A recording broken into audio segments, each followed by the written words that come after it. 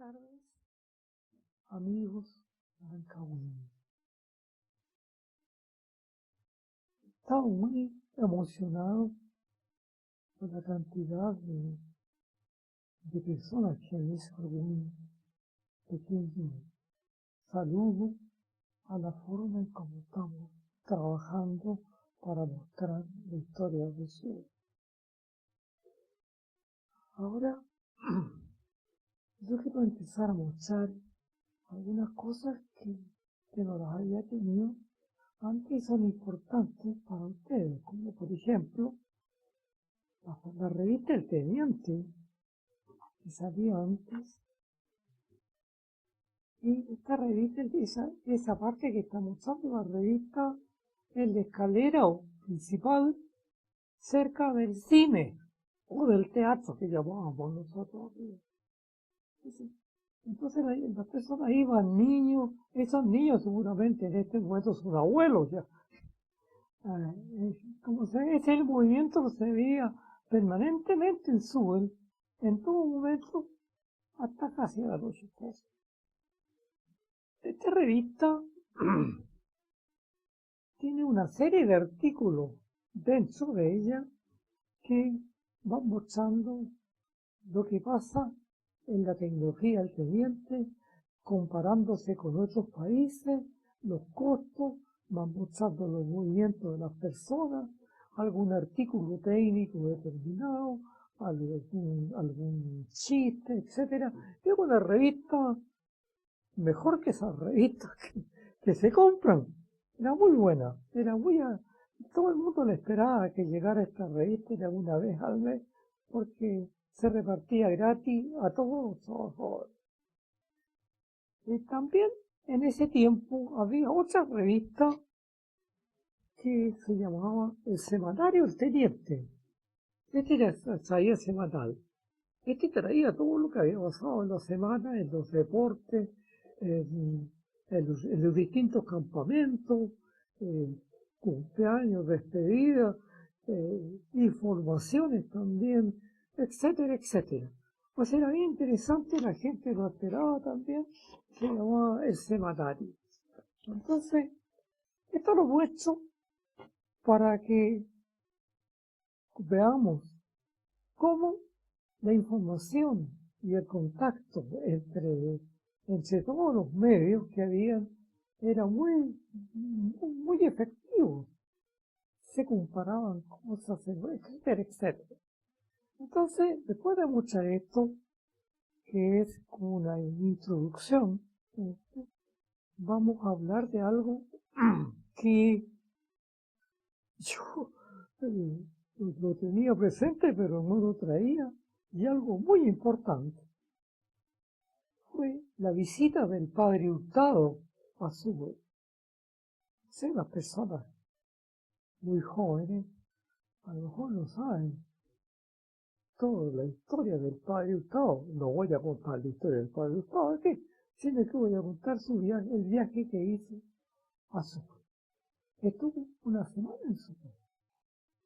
El padre Hurtado hablaba en el cine Suel, o teatro que le llamábamos nosotros, que era bastante grande, se repletaba de gente, venía acompañado de obispos, qué sé yo, y lo más lindo que tenía, que eso me tocó observarlo a mí, fue que en la parte central del cine, que era una explanada como el tamaño de una cancha de básquetbol, y después en todas las escaleras que te mostré en la revista, estaba llena de personas. Y lo más interesante que eran hombres, trabajadores. Entonces a mí me pareció en ese tiempo, cuando él vivió, yo era jovencito, me pareció muy interesante todo lo que vi. Entonces los trabajadores iban a escuchar lo que decía él. Y yo me acuerdo muy bien de una frase de entre todo lo que hablaba, porque era muy simpático para hablar y muy directo para hablar también. Decía, contaba una historia el padre Hurtado, yo me acuerdo siempre de ella, cuando el marido le decía a la mujer: hijita, yo voy saliendo en este momento, usted tranquila que en la casa, yo voy a cosas de hombre. Entonces, entonces eso lo contaba el padre Hurtado. Y el padre Hurtado decía enseguida, ¿y qué pasaría? Le decía, si la esposa o la mujer le dijera lo mismo en la tarde o en la noche. Yo voy saliendo, mijito, no se meta, son cosas de mujer. Y era tan simpático para decir las cosas, pero era un palo, pero seguro a toda clase de cosas. Era muy agradable, se llenaba. Y estuvo casi una semana en 1960. En ese tiempo, cuando ya había hablado el padre Hurtado, era un poco sencilla, no me acuerdo bien, el padre Hurtado se enfermó y estuvo que en Rancagua. Y resulta que trataron de hablar los obispos, pero la gente no los puede ver, nada. Yo no recuerdo si el padre Hurtado volvió nuevamente o no volvió más, porque parece que ese mismo año fue el año que falleció. Yo solo vi cuando era niño. Entonces, a mí se me quedó muy grabado porque me emocionó mucho. Esta era una cosa que me había olvidado dejar. Y ahora lo pongo presente porque el padre Hurtado estuvo en Sube, en el teatro Sube, y recorrió Sube, y conversó con toda la gente que quería conversar con él. Eso con respecto al padre Hurtado. Ahora vamos a pasar a cosas generales cortas. Porque lo que hemos estado hablando del teniente, lo más importante ya lo hemos mostrado en general. Entonces ahora yo voy a empezar a mostrar y a conversar cosas cortas. Después cuando lleguemos ya al final de lo que estamos hablando de SUBE, voy a empezar a conversar con respecto a cosas técnicas sencillas para que todo el mundo, desde los niños, los jóvenes y los adultos, sepan cómo se extrae el cobre. Mucha gente sabe que la gente sube en el CENE de ese tiempo, ahora sube en buses hasta arriba, igual a mí ni trabajo, y vuelve. Pero, ¿qué es lo que hay en la mina? ¿Qué es lo que hay en las plantas? ¿Qué es lo que hay en Coya? ¿Qué es lo que hay en Caletones? Eso, la gente de acá no sabe. Porque hay que pensar que, yo lo vuelvo a repetir, esta es la mina subterránea más grande del mundo. Y en este momento es la más moderna de Latinoamérica. Y en Estados Unidos, donde no hay más de 2 o 3 plantas similares a esta. En Estados Unidos y Canadá hay plantas chicas y grandes y todas, pero antiguas, muy antiguas, y están funcionando igual de todas. Pero lo moderno es como está en este momento el teniente, especialmente en la parte de Colombia. Entonces, yo voy a ir de a poco mirando, pero ahora voy a seguir hablando sobre cosas, sobre pequeñas cosas del teniente. Por ejemplo, cosas que las escuelas primarias, por ejemplo. La escuela primaria y el deporte. Hay 7 escuelas primarias. Recuerdo la escuela 66, la escuela de 10, la escuela 11 de mujeres, la escuela 12 de mujeres, la escuela 68. Entonces, todas esas escuelas que habían, eran 7 escuelas en general, entre ellas mismas se hacían deporte. Y un deporte que era muy mirado era el deporte entre la escuela 10 y la escuela 63. Si alguien todavía está y ve lo que converso, se peleaban en básquetbol, en fútbol, en gimnasia, en una serie de deportes las escuelas, y con barra era muy bonito verlo porque se inventaban barras, gritos, etcétera. Era muy agradable observar cómo eran esas cosas de la escuela. El deporte en general en Sewell era muy completo y muy grande porque había muchos boxeadores, habían como 7 clubes de boxeadores, habían otros tantos de fútbol, otros tantos de básquetbol. Entonces era una cantidad de personas enormes, perdón, que, que practicaba deporte. Y el fútbol, que era bastante duro porque se hacía en una cancha de, de tierra y muy dura que está en la parte baja de la. Iban de todos equipos de Santiago, especialmente iban equipos de básquetbol y de fútbol a jugar con la selección de fútbol porque los subelinos eran buenos basquetbolistas, eran buenos, salían buenos futbolistas. Había futbolistas muy buenos que después se iban al deporte profesional de Santiago. Entonces hay una serie de cosas que la gente iba al deporte. Y la gente se entretenía en, en los bailes, que eran los bailes grandes que los apoyaba el teniente, eran el 18 de septiembre del año nuevo. Y traían por lo menos 4 orquestas directamente de Buenos Aires para que tocaran tango. Y además traían las mejores orquestas de Santiago porque había baile en una serie de clubes y la gente lo pasaba muy bien. Aquí viene una cosa anecdótica y divertida y medio extraña. El Sobel era zona seca.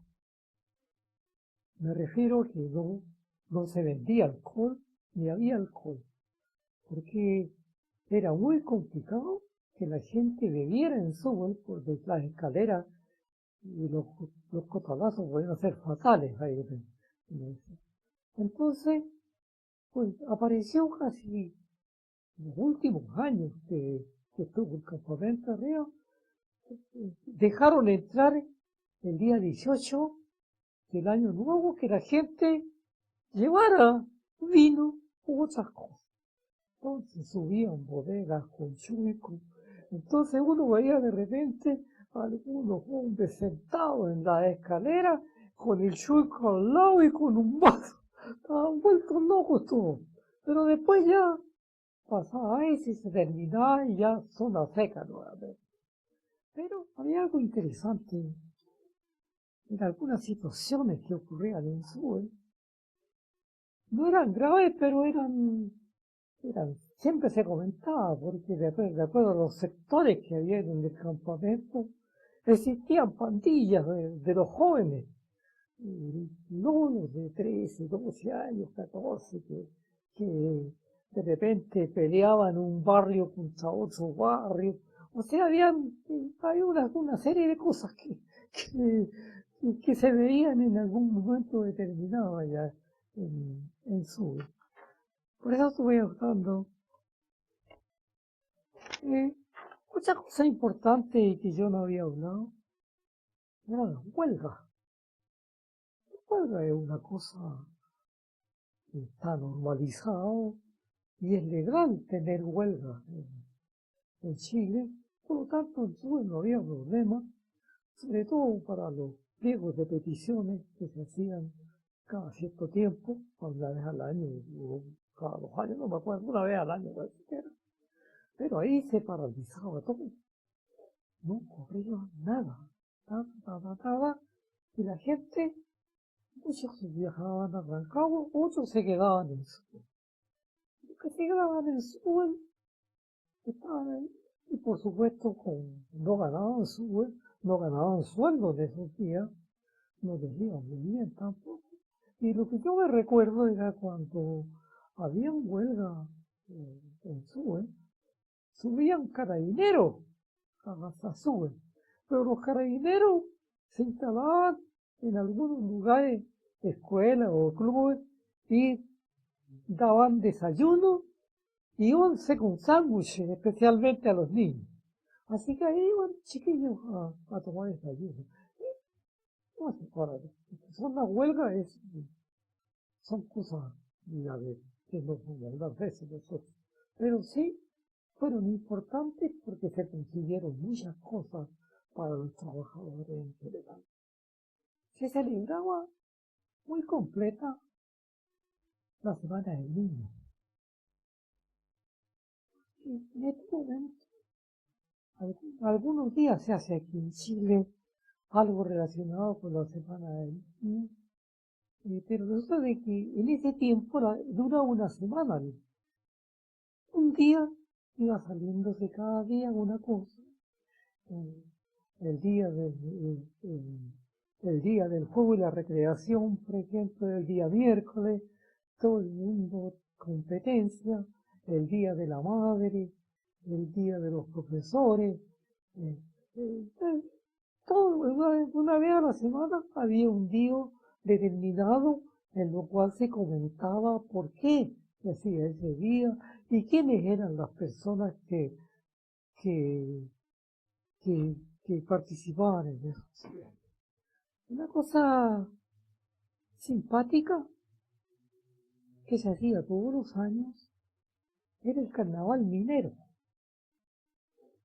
Era un carnaval en el cual los distintos clubes o barrios de Sudán buscaban una niña bonita, habían varias niñas bonitas, y la llevaban como candidata a reina del carnaval de Sudán. Entonces ahí habían competencias muy bonitas porque de, cantaban en las calles con acordeón, qué sé yo, y haciéndole propaganda a cada una de las candidatas, como si fueran políticos, con candidatos con lienzo, con todo, hasta que al final se hacía la votación y salía la candidata que daba los votos. Y las otras candidatas salían de damas de honor, pero había una que salía de reina. Entonces la reina era la que después dirigía todo el sistema, porque el sistema era ¿cómo se llama? Con concursos de disfraces, que se hacían, la gente se disfrazaba muy bonito, hacían comparsas de disfraces, era un carnaval verdaderamente bonito. Entonces después todo terminaba con un tremendo baile, normalmente en el gimnasio donde se ejecutaban toda la fiesta para finalizar. Esa semana, ese momento era muy esperado en Sue, porque lo tomaba muy en serio, como va a ser la semana que correspondía. Una cosa bastante interesante y buena que ocurría en Sue era en las vacaciones de verano. En las vacaciones de verano subían algunos profesores de las universidades y daban cursos. Por supuesto los cursos eran pagados, pero cobraban barato. Cursos de materias generales, de historia, de geografía, de los estados del país, de algunas tecnologías, etcétera, etcétera. Entonces la gente participaba porque todo el mundo se metía a los cursos y era muy agradable porque los profesores que venían hablaban muy bien y enseñaban un montón de cosas que al que se le ocurrió, y yo creo que fue muy bonito eso lo que pasaba en Suel. En Suel había un sistema en los almacenes. Y existían personas que les llamaban los repartidores o cargadores, que era gente que, jóvenes que todavía no entraban a trabajar, o algunos adultos que lo hacían también, porque los almacenes despachaban pedidos a las casas. El campamento era muy chiquitito. Entonces, se hacían los pedidos de los almacenes grandes, por supuesto. Una familia hacía un pedido en el almacén y compraba todo lo que quería, arroz, aceite, qué sé yo, todo lo que necesitaba en la casa, y enseguida pedía que se lo fueran a dejar. El campamento era pesado, era grande, y una escalera. Entonces, en un canasto más o menos grande, los hombres o jóvenes que se ganaban esa platita, se repartían a de distintas partes. Entonces usted, si quería hacerlo, porque si no, que lo iba a comprar por su cuenta, usted hacía un pedido y se lo llevaba a la casa. Y esto era muy democrático, porque estos pedidos lo hacían desde los trabajadores, los obreros, hasta las personas de las poblaciones, de los jefes más altos. Entonces, todo el mundo se usaba el asunto de los pedidos. Claro que no todos lo hacían, pero hacía porque los almacenes, parece que lo dije una vez, tenían que permanecer con toda clase de cosas, porque si un cliente, especialmente si era trabajador, reclamaba que faltaba algún artículo en los almacenes, se reclamaba al, al dueño del almacén que tenía que responder. Esto llegaba desde Rancagua en bodegas. Bodegas traía de Rancagua y de Joya, de Joya traía la carne y la leche. Llegaba la carne y la leche y a cierta hora llegaba en un tren de carga especial y llegaba todos los días carne y todos los días llegaba leche. Y a una hora de tarde. Y del comercio de Rancagua llegaban bodegas especiales que traían para, para varios negocios de arriba y que traían al por mayor para poder en sus tiendas o almacenes tener todo lo que se necesitaba. Entonces todo ese movimiento de carga lo hacían estas personas que se llamaban los cargadores. O sea, ellos eran los repartidores, los que movían toda la parte de la gente que, que necesitaba cosas. O si, por ejemplo, necesitaban, algunos se cambiaban de un barrio a otro, de una casa a otra, las familias, se podían cambiar dentro de su vuelta, cambiar cuando había casas desocupadas. A veces también recurrían a esas personas para que les ayudara a recambiarlas. Había algo bien bonito en Suba, muy bonito. Era, por ejemplo, el cine. El cine tenía función en la mañana a las 10:30, 11, para que la gente que hacía turno B pudiera ver las películas. Porque la gente de turno C las podía ver más antes y la de turno A no tenía problemas, así que había la película se pasaba en la mañana a las 11 de la mañana. Por supuesto había que pagarle el sábado. Enseguida había una función que le llamaban especial, que era a las 6 de la tarde, y después una función nocturna que empezaba a las 9 de la noche. A todo tiro se llenaba el teatro porque llevaban todos los días una película distinta. Y los estrenos de películas que venían ya sea de Europa o de Estados Unidos, se hacían una semana antes que la estrenaran en Santiago, porque la Breven importaba directamente las películas para pasarlas en todos los campamentos. Y las empezaban pasando primero en el cine de Suba, después en el cine de Canetones y después en el cine de Coya. Entonces la gente podía ver permanentemente los días sábados típicos la película mexicana, todos los sábados. Pero cuando se llenaba la película mexicana, más era cuando era una película cantina. Ahí era, hasta habían chiquillos que hasta revendían entradas por fuera, pues compraban entradas para revenderlas.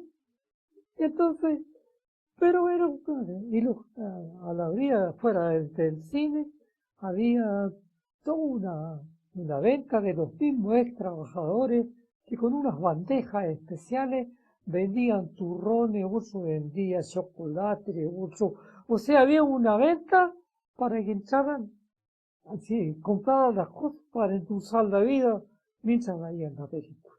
Era bien una cosa muy particular que por lo menos a mí bueno, a mí me llamó la atención varias cosas que yo las miraba porque eran bonitas, eran agradables. Eh, y cuando la película era muy buena y la gente quedaba sin ir a verla porque al otro día ya tenía que irse a Caletón en la película. Entonces se hacía una tercera función. O sea, esa ya era después de las 11 o 12 de la noche, una función más para la gente que no había podido verlas en las otras funciones. Así que el cine era una atracción, era permanente, porque era todos los días distintos, todos los días distintos. Y el, los días domingos había una cosa que se llamaba matinal, que era en la mañana, y había una que era matiné. La matiné es donde iban los chiquillos a pololear, y ahí se juntaban, o pinchaban ahí, como llaman ahora, eh, y se juntaban, se conocían en el cine, que sé yo, porque era bien bonito el sistema, por lo que yo lo pensaba muy bonito, agradable, cómo iban ellos eh, conociéndose en general, hasta que resultaban pololeando. Pololeando, yo lo voy a repetir ahora, porque hay mucha gente que no sabe que la palabra pololear en ese tiempo, era la simulación de una mariposa nocturna que daba vuelta alrededor de una ampolleta siempre afuera de las calles. En todo Chile pasaba lo mismo. Entonces, les llamaban los pololos, a esos que daban vuelta. Pero daban vuelta, no se acercaban a la luz, porque el pololo, o esa mariposa que se acercaba a la luz, ¡pah!, se quemaba de afuera. Si nosotros se podía pensar, el pololeo era muy sano. El que se acercaba a la luz, no. Entonces, pero era muy poco, porque era muy consolada la situación en Suen. No era llegar y andar dándose vueltas por todos lados, ni dando escándalos, porque además de los carabineros que recorrían, había un sistema que tenía la empresa que se llamaban serenos, que esos son los que cuidaban el asunto de los robos, especialmente de las plantas, etcétera, etcétera, etcétera, pero recorrían todo el campamento, a eso le llamaban los serenos. Esos serenos eran, ¿cómo se llama? Bueno, posteriormente les pusieron protección planta. Entonces estaba a la entrada de las plantas, siempre había un sereno y siempre era un jubilado de carabinero o un jubilado de detective que tomaban esas pegas. Pero era un sistema, porque entonces no podían hacer escándalo. Los poleleos eran muy sanos porque eran por ahí escondidos debajo de una escalda, etcétera, pero no falta cómo arreglársela de repente cuando cuando se meten las patas. Pero eran muy sanos los pololeos y todo el mundo sabía quién pololeaba con quién, etcétera. Todo el mundo sabía eso. Por quién había empezado, quién había enchuteado. ¿Qué lo que era chutear? Era cuando la chiquilla lo aguantaba al diablo, al pololo, lo había chuteado. Eso se conocía en toda la juventud. A este lo chutearon. Entonces todo eso era muy agradable, el asunto del movimiento en su se celebraban cumpleaños. Yo creo que la mayoría de la gente celebraba cumpleaños en sus casas, para los niños chicos con once, con torta, qué sé yo, era típico eso. Y pero cuando era más grandecito, con discos que se bailaban en las casas entre un grupo chico, de los que asistían a los cumpleaños, especialmente los cumpleaños de los jóvenes. Yo no lo digo esto porque el sur en realidad era bonito, se podía pasar bien. Los bailes eran agradables, porque cuando veía a trago no había problema, excepto el diciembre, el 1 de enero y el 18 de septiembre, ahí empezó a haber trago después, pero en los últimos años del teniente, antes no había trago. Entonces, era, era muy sano el pololeo. Se juntaban en la calle, pinchaban. ¿Dónde pinchaban? En el cine, en la calle, en Palmer de María. Ahí se llenaba de juventud. Dale, chiquillo y chiquilla en el mes de María. Van a pinchar. Después en las procesiones también por el mes de María, también harta juventud en las procesiones y todo eso. Pero era bonito. Había hartos carabineros, yo calculo que habían alrededor de 100 carabineros, porque habían oficiales altos, había mayor, había capitán, había teniente, y los otros grados hacia abajo, y había un edificio que era especialmente para la familia de los carabineros, que era el edificio 40. ¿Alguien se acuerda? La mayoría de las casas la ocupaban carabineros casados. Y por lo tanto, los carabineros recorrían permanentemente el campamento por todos lados.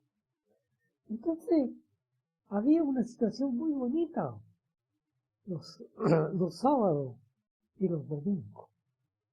Los carabineros izaban todos los días en la mañana a las 8 el pabellón y lo bajaban a las 6 de la tarde. Y los días sábado y domingo, cuando estaban las dos brigadas de scout que tenían buenas bandas adentro, y los scouts, tanto los scouts católicos como los scouts igual generales, ellos iban en la mañana y tocaban la canción nacional, mientras se izaba en la mañana y tocaban la canción nacional mientras se bajaban los banderas de la tarde. Entonces, son detalles que yo no estoy tirando ahora porque son detalles los que van a ir apareciendo en estas últimas conversaciones que vamos a tener. Porque después, tal como lo he pensado y lo vamos a decir bien, pero después hacer algo interesante para todo el que le interese a los niños, a los jóvenes y a los adultos. Resulta de que para trabajar el cobre hay varios pasos que hay que dar. La mina, el concentrador, la fundición, el departamento eléctrico, es que hay un departamento de mantención. Hay una serie de cosas que son distintas, un censo, uno de 8, y toda esa gente se manejaba dentro de ellos y tenía su fiesta y todo eso, pero era algo muy agradable en general, era agradable. Había dije que había un día de la Semana del Niño que era muy bonita, pero había otros días que se presentaban también. Por ejemplo, un día de los mineros, había el día de los molineros, había el día de la construcción, pero ninguno de esos días se trabajaba. Se hacía la fiesta después de la hora de trabajo. Cada departamento tenía un día. Y ese día se hacía una fiesta, todo depende del departamento, a veces con baile, a veces con comida, qué sé yo. Entonces, el día, los días más grandes era el día del minero y el día del molinero, porque además de todo, de repente se hacían algunos disfraces, a veces se traía algún artista de afuera, de Santiago. Entonces, ese era un día que se hacía también, y a lo mejor la gente ni se acuerda, o los que están ya no, o los que vinieron después, ya no habían funciones de los días. Y todo esto era muy bien observado por la empresa, y la empresa ayudaba también, para los días, para distintas cosas. La empresa, para el día de Pascua, repartía juguetes a todos los niños hasta los 9 años de edad. Distintos juguetes para los niños, para los grandes, para los chicos, o sea, todos los trabajadores con juguetes.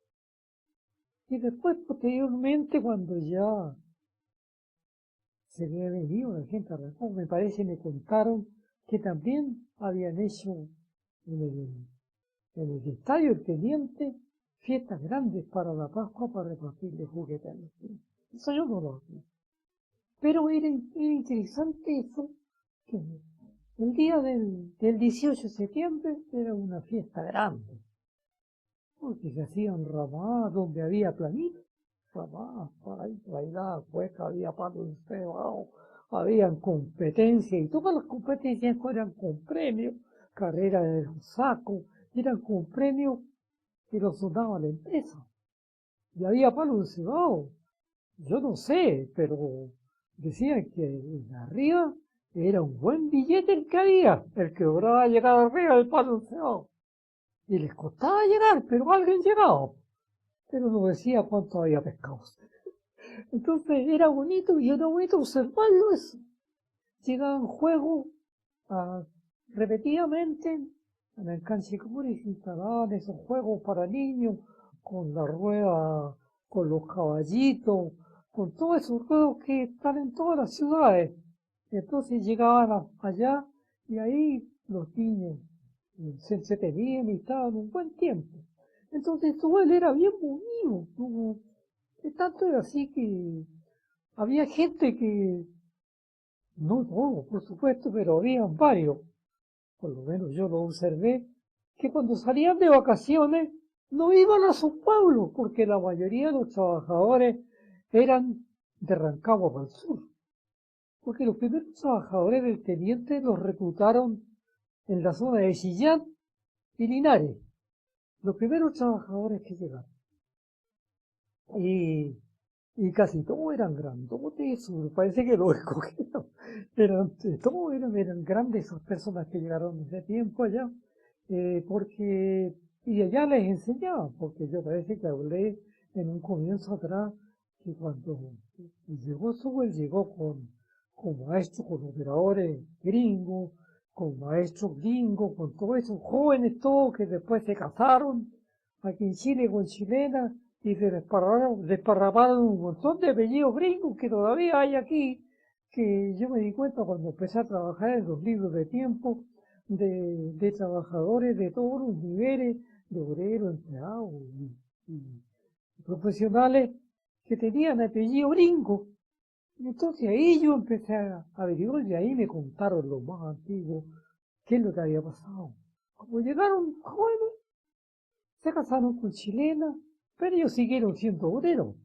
Y los hijos muchos de ellos sí educaron los hijos de esos gringos.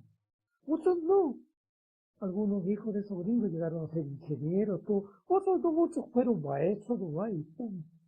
Entonces esto, ahí son cosas salteadas que yo estoy en este momento mostrando a medida que me voy recordando para para que después cerremos todo esto y ustedes se queden con un recuerdo de todo lo que hemos hablado de SUBE.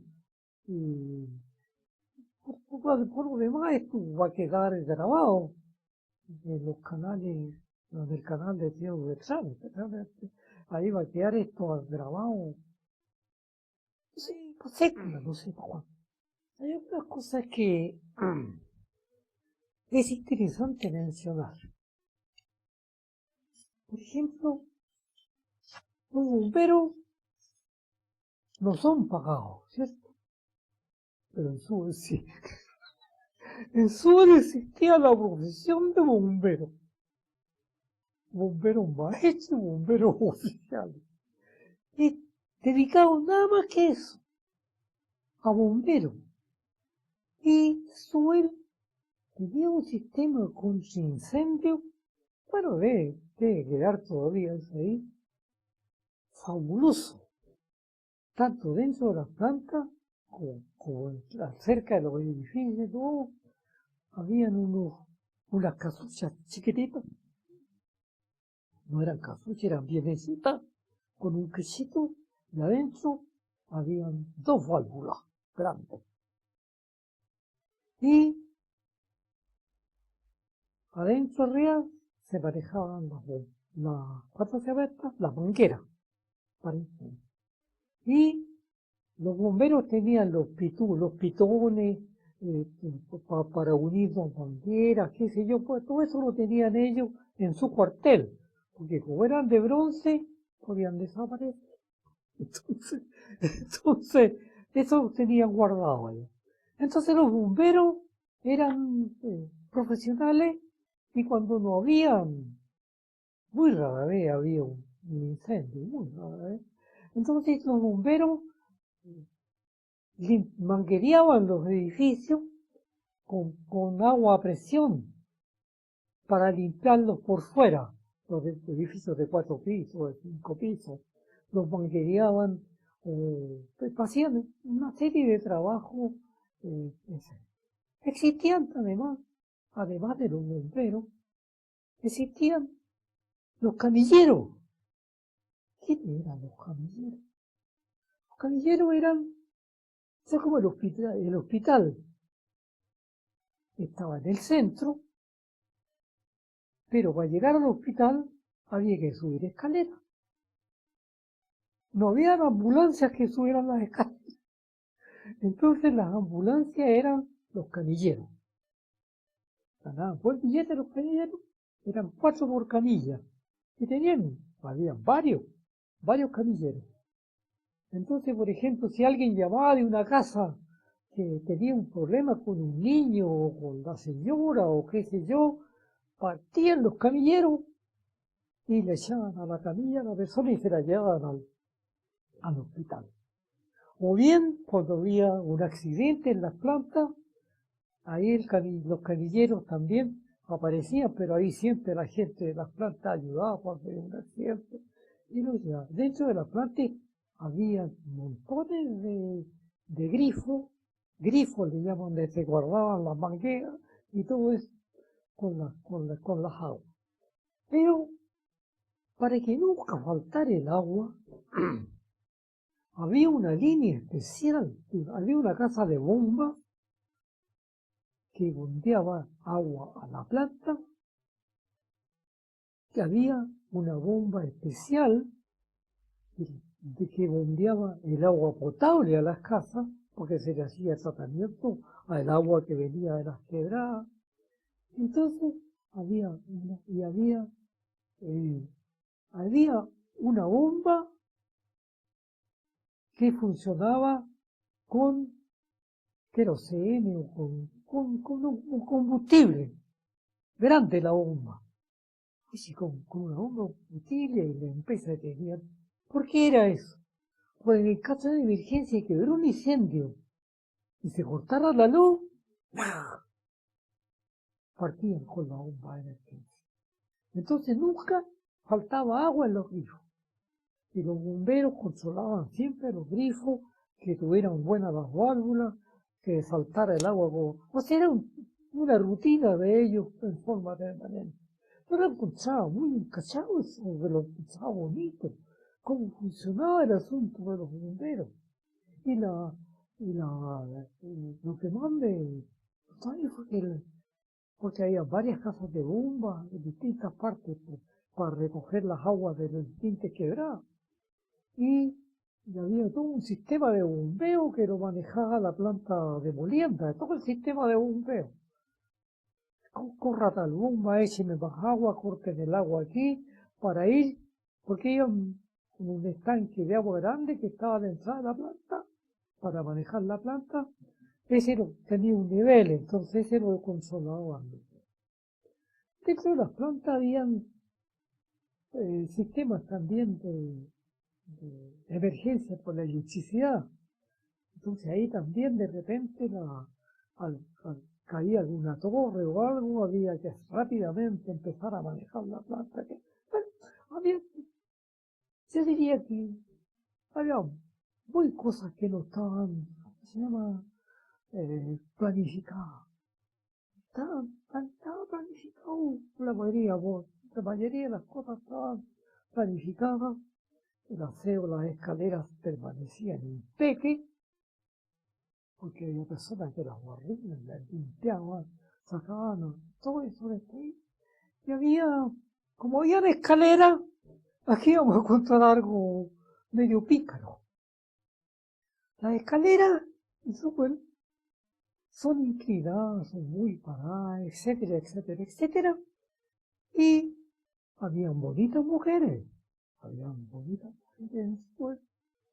Entonces, muchos jóvenes o viejos de repente subían detrás de las mujeres en la escalera. Porque una escalera común y corriente. ¿Por qué? Porque al ir subiendo algo de piernas veían.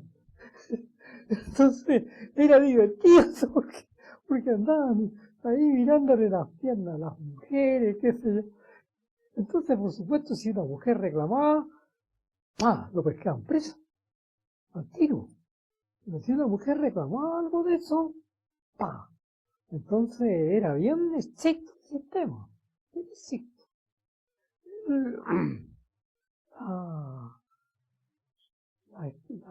La escuela vocacional que se llamaba la escuela vocacional enseñaba en talleres, era una escuela industrial que después se transformó en escuela industrial porque era escuela industrial. Tenía la especialidad de mecánica, la especialidad de electricidad, la especialidad de electrónica, la especialidad de madera,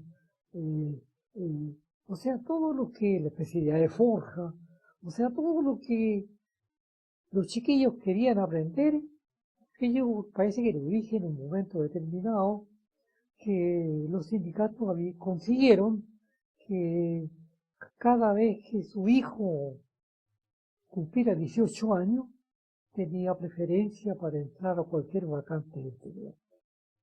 Eso era bueno y malo. ¿Por qué era bueno? Porque podía ser entregado al hijo del trabajador el hueco que faltaba. Pero era malo, por otra cosa, que los chiquillos muchos no estudiaban. Llegaban al sexto primario y esperaban completar los 18 años. Mientras tanto, ¿cómo se las arreglaban?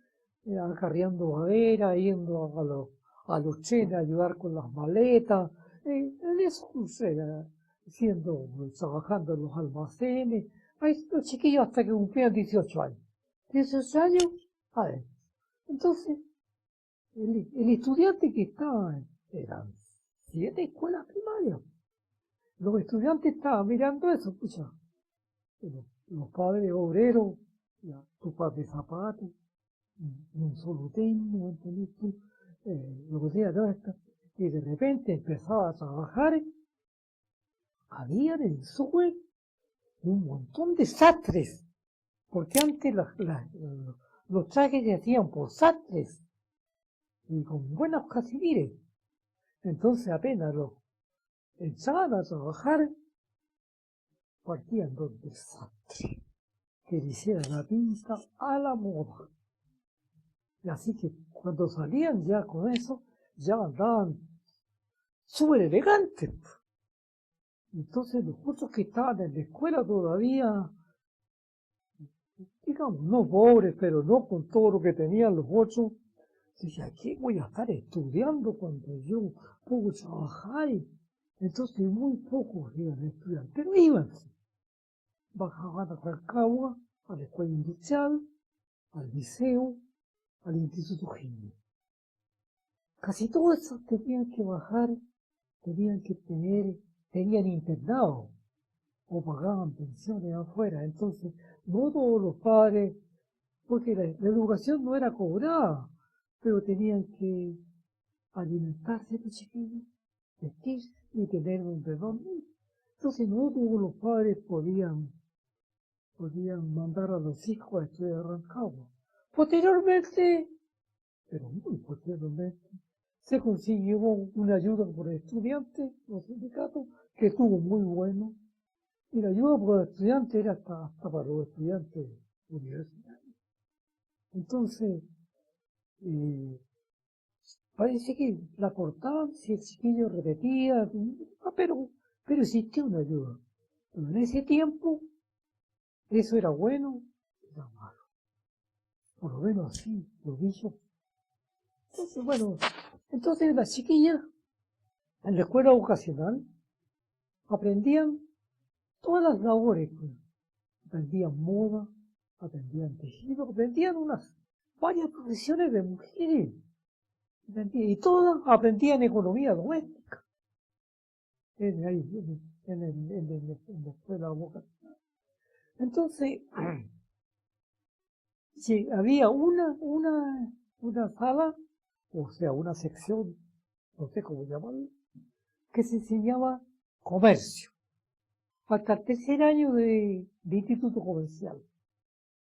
Y los después de tercer año podían seguir en cuarto comercial en Rancagua, en el instituto, pero la mayoría, con tercer año, con todo lo que había aprendido, y con la escritura máquina y todas esas cuestiones, ligerito estaba por ahí postulando para trabajar de secretario en alguna parte. Hasta ahí llegaba. Entonces, bueno, eso era todo. Yo cuento esto porque yo lo observé. Yo lo observé muchas cosas desde niño, desde joven y desde viejo. Observé muchas cosas muy interesantes, bonitas y todo.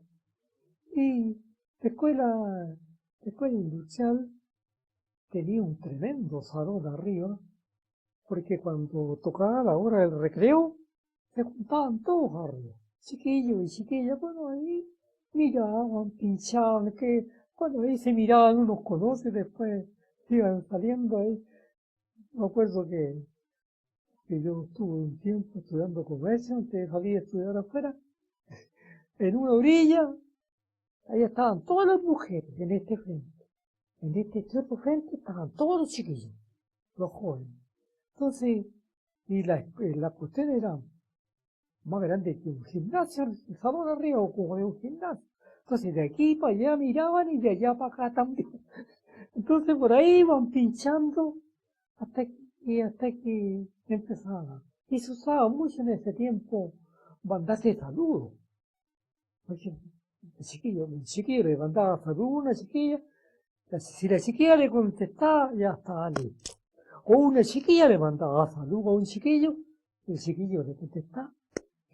Entonces era bien interesante mirar cómo se movía el sistema, porque además era muy bonito todo, era bonito, era bonito y agradable, y por eso que muchos chiquillos no estudiaban, porque era bonito. Y después se casaban, estaba trabajando en la empresa, y seguía la familia, y habían casados que los abuelos habían empezado a ver. Entonces uno observaba todo eso. Eh, ah, habían, hartas secciones en distintas partes importantes, porque era una ciudad moderna con todo. Había una bodega grande, había una bodega y taller grande de electricidad, había un taller de mecánica que era la maestranza, ahí trabajaban mecánicos, a veces los mismos estudiantes de ahí que salían de mecánico trataban de entrar a la maestranza. O sea, había un sinnúmero de cosas.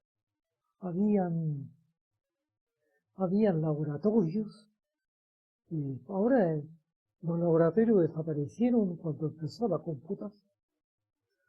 Uno andaba con la computación, una muestra en polvo, quiero saber cuánto cobre tiene, cuánto fierro tiene, etcétera, ¡pum!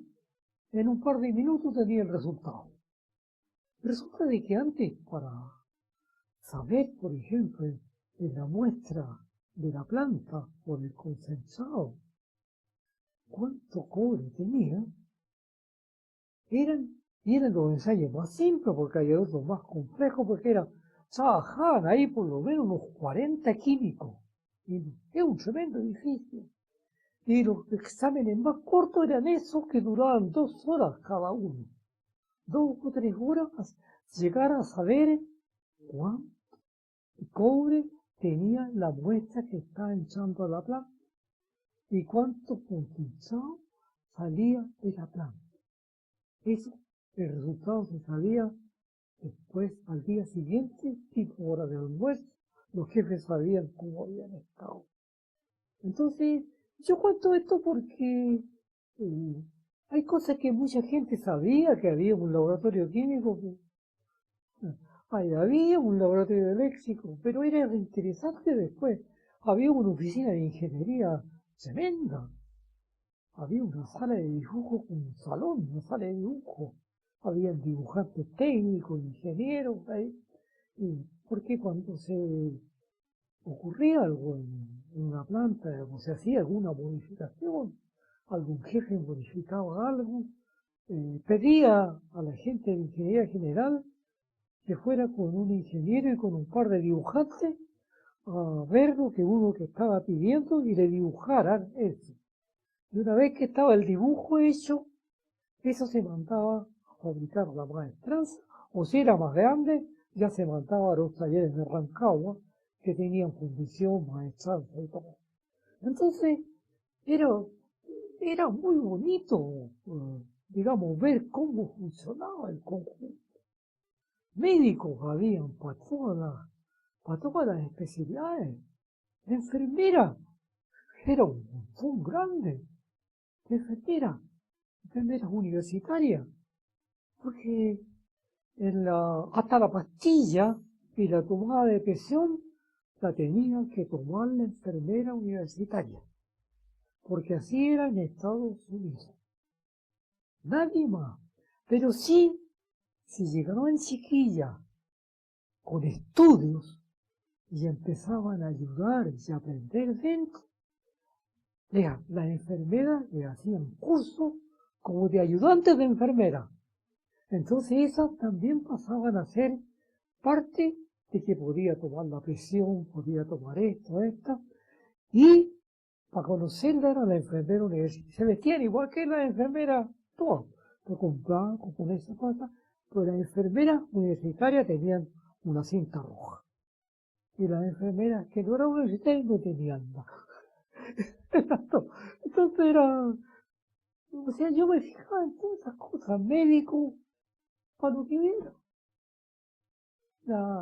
Por ejemplo, había médicos en la mina, había médicos en distintas partes especiales donde podía estar, tenía que estar el médico ahí mismo. En el departamento de concensador, no, porque estaba al lado, estaba cerca del hospital, así que era yo te descargo y ya lo para el hospital, estaba sentado aquí. Pero la mina tenían que atenderlo antes. Así que tenía la mina o la fundición. Bueno, la fundición también tenía hospital. La fundición, o sea, fue eso cuando Chile, como dueño de la mina, ya cuando ya Frei había